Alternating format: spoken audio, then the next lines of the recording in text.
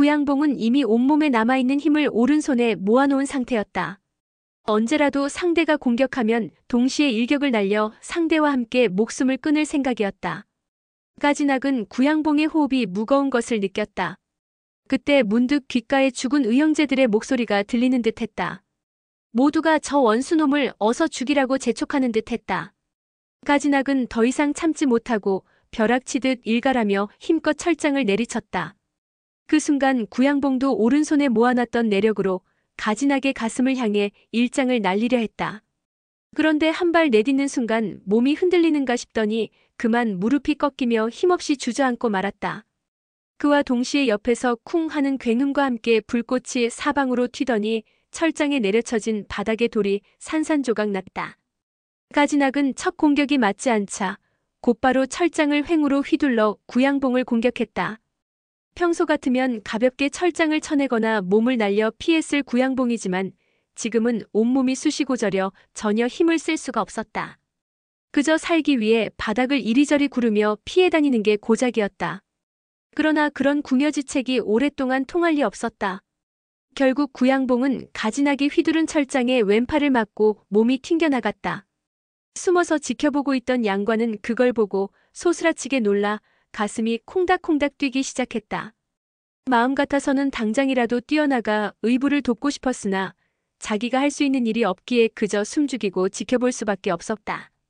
그나마 다행인 것은 구양봉이 가지낙보다 한참 윗줄의 고수라는 점이었다. 비록 내상을 입어 힘을 제대로 쓸 수는 없었지만 원래 가지낙보다 무공이 높았던 구양봉은 가지낙의 공격을 맞으면서도 그 공격에 실린 힘을 흘려보낼 정도의 기교는 부릴 수 있었다. 그 덕에 온몸에 살이 찢어지고 많은 피가 흘러내렸지만 뼈와 장기는 큰 손상을 입지 않았다. 그런 구양봉을 보면서 가지낙은 속으로 탐복하며 확신했다. 지금 이 기회를 놓치면 두 번 다시 기회가 없을 거라는 걸 말이다. 가지낙은 양손으로 철장을 돌리며 바람을 일으키기 시작했다. 구양봉이 공격을 흘리지 못하도록 강한 바람으로 그의 행동을 제약하기 위해서였다. 그리고 그의 목표는 공격을 흘리기 힘든 구양봉의 정수리였다. 가지낙은 먼저 철장으로 바람을 일으키며 구양봉의 좌우를 위아래로 공격하며 행동 반경을 좁혔다. 그 결과 몇 차례 공격을 피하던 구양봉이 끝내 가지낙이 일으키는 철장 바람 아래에 놓이게 되었다. 그 순간 구양봉은 속으로 탄식을 내뱉었지만 아무래도 늦었다는 판단이 들었다. 이제 가지낙의 철장에 머리를 맞고 목숨을 잃는 일만 남은 듯했다.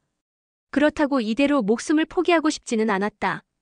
궁지에 몰린 구양봉은 운에 맡기는 심정으로 가지낙의 품속으로 뛰어들어 그의 가슴을 부둥켜 안았다. 예상치 못한 구양봉의 행동에 가지낙은 깜짝 놀라고 말았다. 그리고 두 사람이 엉키는 바람에 가지낙은 구양봉을 철장으로 공격할 수 없게 되었다. 가지낙이 어찌해야 좋을지 몰라 쩔쩔매는 사이 가지낙을 끌어안은 구양봉이 다리를 걸어 넘어뜨렸다. 그러곤 팔에 더욱 힘을 주어 가지낙을 꽉 껴안았다. 그때 가지낙의 품속에 뭔가 딱딱한 것이 느껴져 얼른 왼손을 넣어 쥐고 보니 단도였다. 그것은 장하생이 자주 쓰던 무기인 도우도란 이름의 단도였는데 금을 쪼개고 옥을 자를 정도로 날카롭기 이를 데 없는 명도였다. 장하생은 몽골 사막에서 진연풍의 손에 죽었고 가지낙은 의제를 기리기 위해 이 칼을 항상 몸에 지니고 다녔다. 구양봉은 얼른 칼로 가지낙의 옆구리를 찌르려 했다. 그러나 철장을 던져버린 가지낙의 오른쪽 주먹이 먼저 구양봉의 어깨를 때려 날려버렸다. 비록 누운 자세에서 때리기는 했지만 내공이 실린 주먹에 맞은 구양봉은 그대로 벽에 처박혔다. 구양봉은 그 충격으로 정신이 혼미한 가운데에서도 상대를 향해 단도를 내던졌다. 그러자 가지낙은 바람 소리를 듣고는 몸을 돌려 날아오는 단도를 피했다. 곧이어 땅 하고 무언가에 부딪히는 소리가 나더니 그 뒤로 우웅 하고 계속해서 소리가 울렸다. 구양봉이 단도를 던진 힘은 보잘것없었으나 도우도가 워낙 예리해 쇠종에 그대로 꽂힌 채 손잡이 부분이 흔들리면서 그 진동으로 종에서 소리가 났다. 종을 매단 데 위에 있던 양관은 그걸 보고 좋은 생각이 떠올랐다. 양관은 얼른 대 위에 두 다리를 꼬고 몸을 뒤집어 도우도를 뽑아들었다. 구양봉도 그걸 보고 뭔가 좋은 생각이 떠오른 듯 얼른 종 뒤로 돌아갔다. 아직 종소리가 멎지 않아 가지낙은 잠시 구양봉의 호흡을 따라갈 수 없었다. 가지낙은 가만히 고개를 기울이고 구양봉의 숨소리를 찾았다. 그때 양과가 칼 손잡이로 힘껏 종을 때렸다. 그러자 두 사람의 호흡 소리가 종소리에 덮여버렸다. 종소리 때문에 구양봉의 위치를 찾기 힘들어진 가지낙은 오히려 철장에 내공을 실어 힘껏 종을 때렸다. 그러자 그 굉음에 구양봉과 양과는 귀가 울려 아플 지경이었다. 가지낙은 화가 났는지 철장을 연거푸 휘둘러 계속해서 종을 때려댔다. 종소리가 점점 커지며 끊임없이 울리자 구양봉은 안 되겠다 싶었다. 고요한 밤에 이렇게 종소리가 계속 울리면 혹시라도 황룡이 올지도 모르는 일이었다. 그때 양과의 그림자가 손짓하는 게 보였다. 구양봉이 고개를 들어보니 종대 위에 있는 양과가 얼른 비키라고 손짓하고 있었다. 구양봉은 잠시 그 뜻을 이해하지 못하다가 양과에게 무슨 계책이 있는 것 같아 조용히 발걸음을 옮겨 종에서 떨어졌다. 그러자 양과는 도우도를 움켜쥐고 쇠종의 대들보를 자르기 시작했다. 보통은 아무리 칼이 날카롭다고 해도 칼질 몇 차례의 대들보가 잘릴 리는 없었지만 육중한 쇠종의 무게 때문에 몇 번의 칼질로도 대들보는 견디지 못하고 부러져 버렸다. 우지직 소리를 내며 대들보가 부러지자 커다란 쇠종이 무서운 속도로 가지낙을 덮쳤다. 가지낙은 머리 위에서 뭔가 이상한 소리가 나며 갑자기 종이 떨어져 내리니 피할 겨를이 없었다. 그 순간 가지낙은 기지를 발휘해 철장을 고추 세우며 몸을 낮췄다. 그와 동시에 땅 하고 부딪히는 소리와 함께 종의 모서리가 철장 위로 떨어졌다. 가지낙은 그 순간을 틈타 종에서 빠져나왔다. 곧이어 콰지직하며 요란한 소리가 이어지더니 철장은 두동강이 나고 쇠종이 제멋대로 구르며 가지낙의 다리에 부딪혔다. 그 바람에 가지낙은 옆으로 튕겨나가며 몇 차례 곤두박질 쳤다. 겨우 몸을 일으킨 가지낙은 이마가 크게 찢어지고 코에서도 피가 흘렀다. 그는 어찌된 영문인지 알 수는 없었지만 당장은 몸을 피하는 게 좋을 듯해서 다리를 절뚝거리며 철참묘 밖으로 도망쳤다. 구양봉은 한쪽에서 지켜보다가 무척 놀라며 말했다. 기특한 녀석, 영리하기도 하구나. 양과는 종대에서 기어내려와 웃으며 말했다.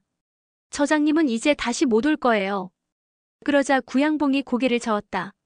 저 사람은 나에 대한 원한이 깊기 때문에 반드시 다시 올 거다.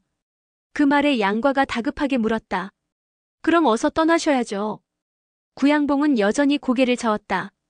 나는 상처가 깊어 멀리 가지 못한다. 당장의 위기를 넘기기는 했으나 구양봉은 사지의 힘이 모두 빠져버린 듯해 걸음도 옮기지 못했다. 그럼 어떡해요? 양과가 다급하게 묻자 구양봉은 잠시 생각에 잠겼다가 입을 열었다. 좋은 방법이 있다. 내가 다른 종 밑에 있을 테니 네가 대들보를 끊어 나를 종 안에 가두도록 해라. 그 말에 놀란 양과가 물었다. 그럼 어떻게 나오시려고요? 그러자 구양봉이 미소를 지으며 말했다. 그건 걱정하지 마라. 종 안에서 7일간 운기조식하여 내상을 치료하고 나면 본래 가진 무공을 회복할 것이다. 그럼 스스로 종을 들고 나올 수 있다. 7일 사이에 그 장님이 또 원수를 갚으러 오더라도 그자의 내공으로는 이 종을 들어 올릴 수 없을 거다. 황룡이라는 계집만 오지 않으면 아무도 알아채지 못할 거야.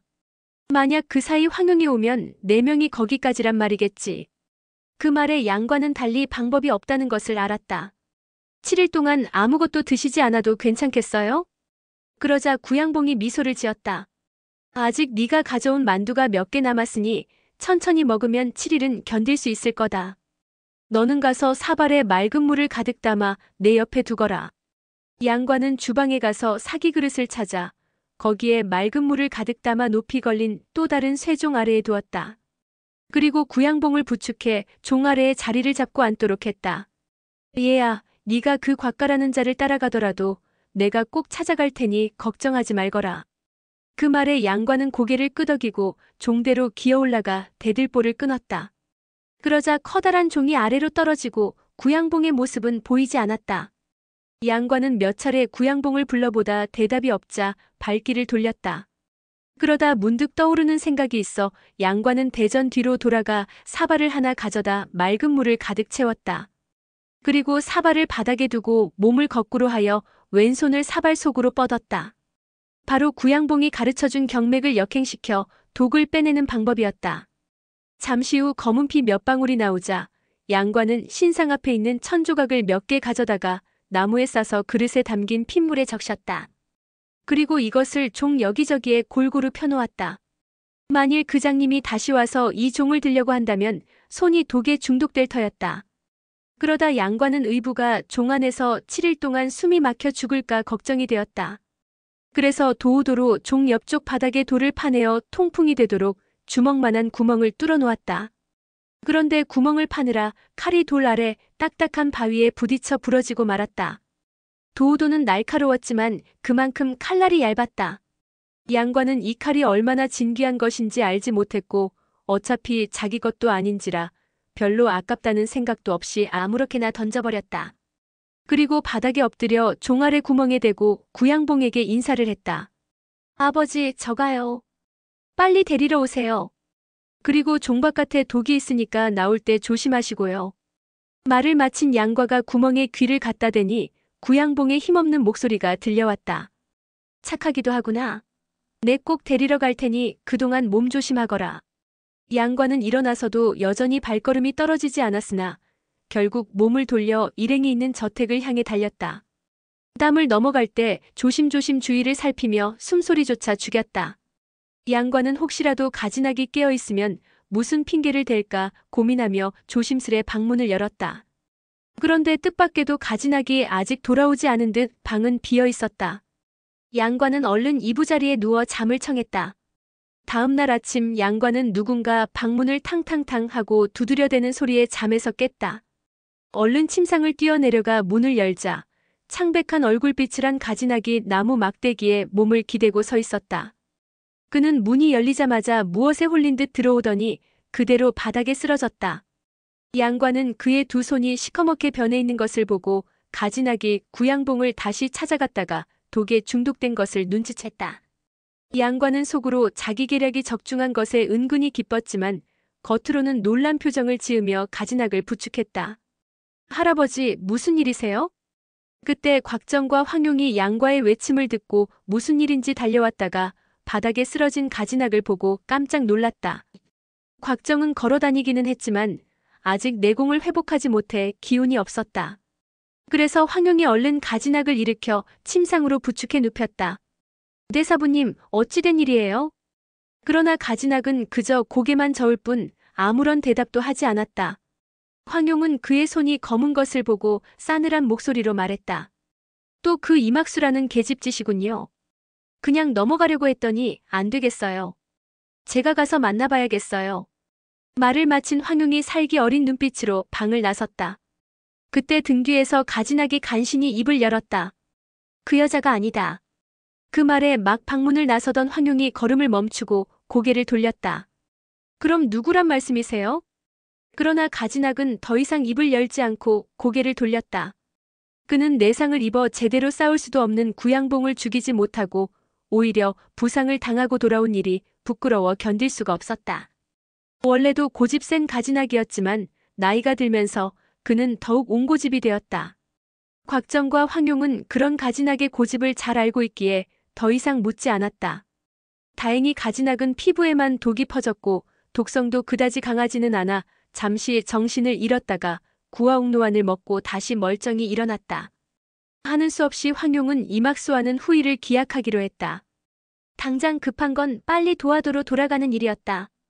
곽정과 가지낙까지 부상을 입었으니 돌아가는 길에 적이라도 만난다면 난처한 상황이었다. 일행은 하루를 더 머물고 다음 날 오후에 배를 빌려 동쪽으로 향했다. 양과는 황용이 구양봉을 찾아가지 않는 걸 보고 마음이 놓였다. 해가 질 무렵 일행은 배를 물가에 정박해두고 식사를 했다. 곽부는 양과가 자신을 상대해주지 않자 화가 나기도 하고 심심하기도 해서 창가에 기대고 앉아 바깥을 내다보았다. 그때 버드나무 가지 아래서 두 아이가 목 놓아 울고 있는 것이 눈에 들어왔다. 자세히 살펴보니 바로 무돈이육, 무수문 형제였다. 곽부는 형제를 알아보고 소리를 질러 그들을 불렀다. 얘들아, 뭐 하는 거야? 그러자 무수문이 고개를 돌려 곽부를 바라보았다. 울고 있는 거 안 보여? 그러니깐 왜 우냐고. 엄마한테 맞았어. 우리 엄마가 죽었어. 그러곤 무수문의 울음소리가 한층 더 커졌다. 그 소리에 황용이 곽부 곁으로 다가왔다. 저 아이들은 누구니?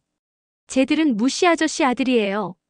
황용 역시 무삼통 부부가 이막수와 맞서 싸웠다는 것을 들어 알고 있었다. 그리고 무삼통이라면 그들의 은인인 1등 대사의 제자가 아니던가. 황용이 얼른 해안으로 뛰어 올라가 살펴보니 형제가 어머니 시신을 쓰다듬으며 목 놓아 울고 있었다. 무부인은 얼굴이 온통 까맣게 변해 있었고 죽은 지 이미 오래된 듯했다. 황용은 무삼통이 어디로 갔는지 물어보았다. 아버지는 어디로 갔는지 몰라요. 무도뉴가 울며 대답하자 무수문이 뒤를 이었다. 엄마가 아버지 상처에 독을 빨아주니까 시커먼 피가 막 나왔어요. 그리고 아버지는 좋아졌는데 엄마는 죽었어요. 아버지는 엄마가 죽은 걸 보고 또 이상해져서는 우리가 부르는데도 들은 척도 하지 않고 가버렸어요. 형제는 울음을 그칠 줄 몰랐다. 대충 상황을 파악한 황용이 아이들에게 말했다. 너희 배고프지? 그러자 형제가 고개를 끄덕였다. 황용은 사공에게 배로 아이들을 데려가 밥을 먹이라고 지시했다. 그리고 자기는 마을에서 관을 사다가 무부인의 시신을 수습했다. 그날 저녁에는 너무 늦어 안장하지 못하고 다음날 새벽이 되어서야 땅을 구해 관을 묻을 수 있었다. 무씨 형제는 무덤 앞에서 절을 올리며 울음을 터뜨렸다. 이 아이들은 부모를 잃었는데 우리가 도화도로 데리고 가 돌봐주는 게 어떻겠어? 곽정의 말에 황용도 고개를 끄덕였다.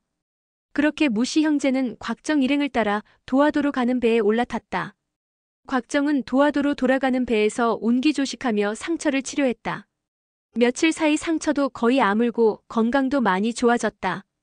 10여 년 못 본 사이에 구양봉의 무공이 많이 고강해졌더군. 그 말에 황용이 고개를 끄덕이며 말했다. 맞아요. 자칫 잘못했다가 큰일 날 뻔했어요. 그나저나 홍칠공 사부님 소식을 알 수가 없으니 걱정이군요. 홍칠공에 대한 걱정으로 두 사람 표정이 어두워졌다. 황용은 비록 도화도에 은거하고 있기는 하나 여전히 개방의 방주로서 노유각을 통해 방내 사무를 처리하고 있었다. 그녀가 이번에 강남에 온 것은 방내 장로들을 만나 개방의 일을 논의하고 홍칠공의 근황도 알아보기 위해서였다. 그러나 곽정이 부상을 당하는 바람에 부득이 다시 도화도로 돌아갈 수밖에 없었다. 황용은 양과를 선실로 불러 그동안의 일을 자세히 물었다. 그러자 양과는 어머니가 병으로 돌아가신 후 홀로 가흥을 떠돌던 과정을 이야기했다. 곽정 부부는 가만히 양과의 이야기를 들으면서 모겸자와의 친분을 떠올리며 슬픔을 감추지 못했다. 양과가 선실 밖으로 나가자 곽정이 입을 열었다. 내 평생 소원이 뭔지 당신도 잘 알 거야. 다행히 양과를 만났으니 이제 그 소원을 이룰 수 있을 것 같아. 그 말에 황용이 안 된다고 딱 잘라 말했다. 원래 곽정에 붙인 곽소천과 양과의 조부 양철심은 의형제였다. 두 사람의 아내가 비슷한 시기에 임신하게 되자 태어날 아이들을 두고 약속했다. 그 약속은 태어난 아이들이 성별이 다르면 부부의 연을 맺어주고 성별이 같으면 의형제의 연을 맺어주는 것이었다. 후에 두 사람은 모두 아들을 낳았고 곽정과 양과의 아버지 양강은 약속대로 의형제를 맺었다. 그러나 양강은 원수를 아비로 삼고 불의를 일삼다가 결국 가흥 철창묘에서 비참한 최후를 맞았다. 그리고 곽정은 양강의 죽음에 황용이 깊이 개입되었다는 건 모르고 있었다. 곽정은 단지 구양봉의 독에 당해 양강이 죽은 것으로만 알고 있었다. 황용의 단호한 거절 의사에 곽정이 왜 반대하냐고 물었다. 우리 부를 어찌 저 아이에게 시집 보낸단 말이에요? 그러자 곽정이 고개를 내저었다. 비록 과에 붙이는 바른 길을 가지 못했으나 양쪽 집안은 대대로 교분이 두터웠어. 내 저 아이를 보니 용모도 수려하고 영리한 것이 앞으로 우리가 잘 가르치면 훌륭한 인재가 될 것 같아. 그러나 황용에게는 그것이 더 큰 문제였다. 지나치게 영리하니까 걱정이 되는 거예요. 그 말에 곽정이 고개를 갸웃했다. 영리한 게 뭐가 나쁘다는 거야?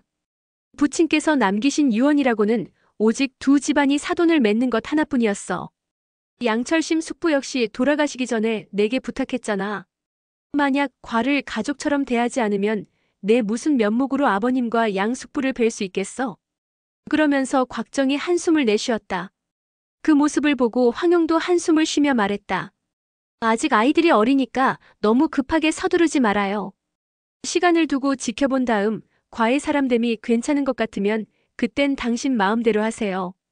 그러자 곽정이 자리에서 일어나 웃으며 황용을 향해 손을 모았다. 그렇게 말해주니 고맙군, 고마워. 그 말에 황용이 정색을 하며 대답했다. 기다려보자는 말이지 아직 동의한 건 아니에요. 허리를 숙이던 곽정은 황용의 말에 멈칫했다. 양강아우는 어려서부터 금국의 왕부에서 자랐기 때문에 성품이 나빴던 거야. 관은 앞으로 우리가 키울 건데 어찌 나쁜 성품을 가지겠어? 그 아이의 이름도 당신이 지어주었잖아. 너무 걱정하지 마. 그 말에 황용이 가볍게 코웃음을 쳤다. 이름과 성품이 무슨 상관이 있어요? 황용의 말에 곽정은 아무 대꾸도 하지 못했다. 그러자 황용은 미소를 지으며 화제를 다른 데로 돌렸다. 그렇게 항행은 순조로웠고 일행은 드디어 도화도에 도착했다. 곽부는 갑자기 같은 나이 또래의 친구가 셋씩이나 생기자 좋아서 어쩔 줄을 몰랐다. 오늘의 영상은 여기까지입니다.